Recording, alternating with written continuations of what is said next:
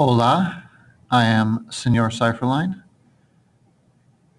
the Spanish teacher at Sandusky, and I've decided to upload this video for both students and parents to give them ideas about how to study Spanish vocabulary at home. Okay, so a few tips. To begin with, it's important to note that in this class we will not be using a textbook. Instead, students will get daily notes in their Spanish-only notebook, and we will kind of, as the year progresses, form our own textbook, which is exactly what we've covered in each day of the year. It will be dated so that both students and parents can check to see when we worked on what we worked on, and it will also be bilingual.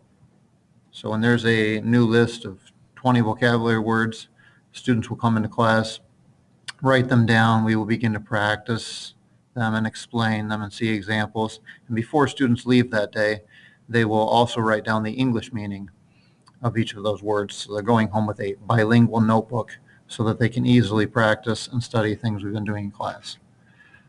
That's something I'll collect for points on occasion. Another thing I recommend but won't collect is simply a folder to keep track of all the worksheets that students will be getting. Since we're not using a textbook and since I organize the class from a variety of sources, I will be giving the students a lot of printed materials, and typically it's a little easier to organize them, keep track of them in a folder, than with the tried and not true technique of cramming them into your notebook and crumpling them. That doesn't usually seem to be as effective. You're wondering, in this age of technology, is there an app for this? Is there a Spanish vocabulary app that could really help my child with this class? It's a good question. Yes, there is. It's the Spanish Notebook. All joking aside, there are tons of apps out there. However, you will not find a single app that did exactly what we did on a particular day.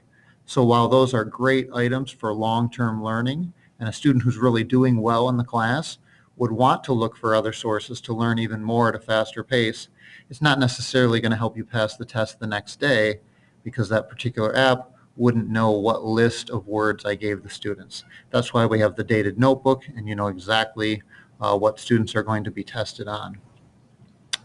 Okay, so hopefully that notebook will come home. You'll see it and encourage your child to use it. Brings us to our next point of supervising your child versus studying with him or her. A lot of times I think young people want their parents to sit down and study with them. But I believe everyone's quite busy. I have a 7-year-old, a 3-year-old, and a 1-year-old myself. So I'm sorry if my 7-year-old wants me to study with him. I think I would prefer to supervise his work instead. You know, I don't know if I have enough time to sit down and walk through the work with him. Besides, I'm not the one in the class. Instead, I'm going to look at what he's doing, and I prefer to see, okay, does he know how to do it? Can I quickly ask him 2 or 3 things to find out where he's at? And then from there, maybe just help him on the things that he's struggling with. So if the Spanish notebook comes home, and you can ask to see it and see a list of these words, and out of a list of 20, you could quickly ask your child to tell you the answer to 3 or 4 that you pick at random. And if they get half of them wrong, I don't think it's necessary to study with them, simply to hand the notebook back to them, send them off to study, and tell them you'll see them in 15, 20 minutes. Do it again. That would be a lot less work on your part, and just kind of trying to hold your child accountable for knowing the material, but not necessarily walking through it step by step with them. Although if you've got the time for that, that would be great too.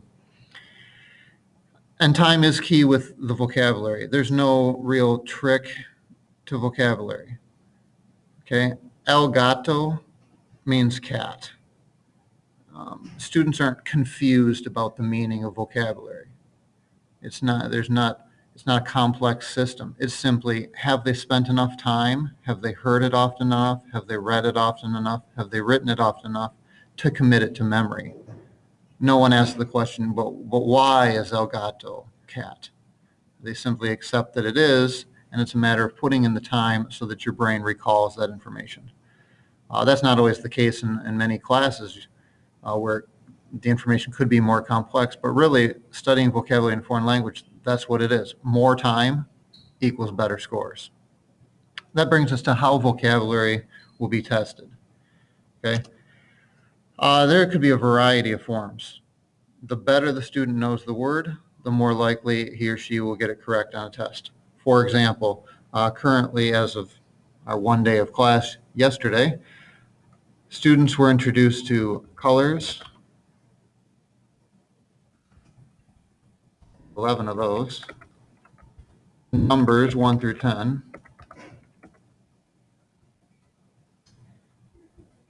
three basic questions, and vowel sounds. Okay. Their first scheduled test will be this Friday, and it will cover everything from that list except the three basic questions, which we will not be ready for. Let's take colors, for example. You have the color gray, Spanish is gris. Students got to know that information. On the particular test, this could be, one option could be I hold up a sheet of construction paper that is gray in color, and the student might need to write them the word from scratch, in which case spelling would be a factor at minus 1/2 of a point to mess that up. They could see the word grease written on the test and need to be able to read it correctly and know. I should probably spell gray correctly, I think. And half off for me. I'm the Spanish teacher, not the English teacher. Okay. This would be an example of Spanish reading. What did the student prove? They can read the word. They can recognize it. Whereas if they saw an image of it, they're proving they can write it. They can spell it accurately. Okay. Possibly in class, I might also say the word aloud, gris. And students would need to be able to recognize it via listening. And the format I'd love to do, but it doesn't really work very well because there are too many students and not enough time, is to have them say it orally. So for the time being, and it will be very rare this year, no oral testing for the moment. Okay, so basically a student needs to be able to read the word, write the word, and listen to it. Okay, and that would show understanding of the word. Not all three of those would be on any one test. It could be any one of those. So when you're practicing at home, it results in a variety of ways to practice. Spanish to English reading.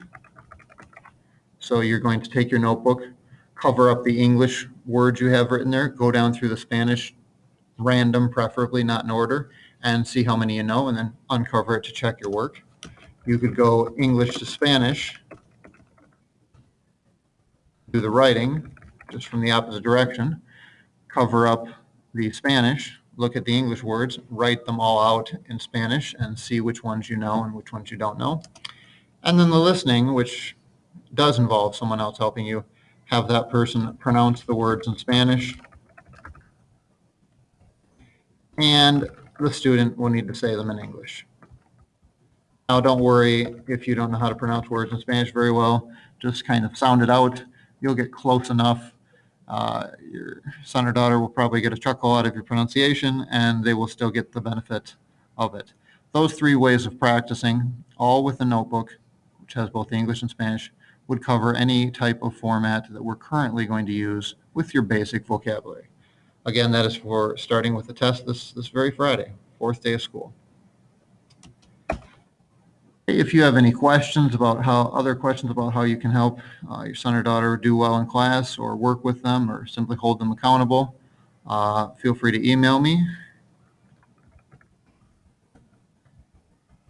And I will try to give you any advice I can.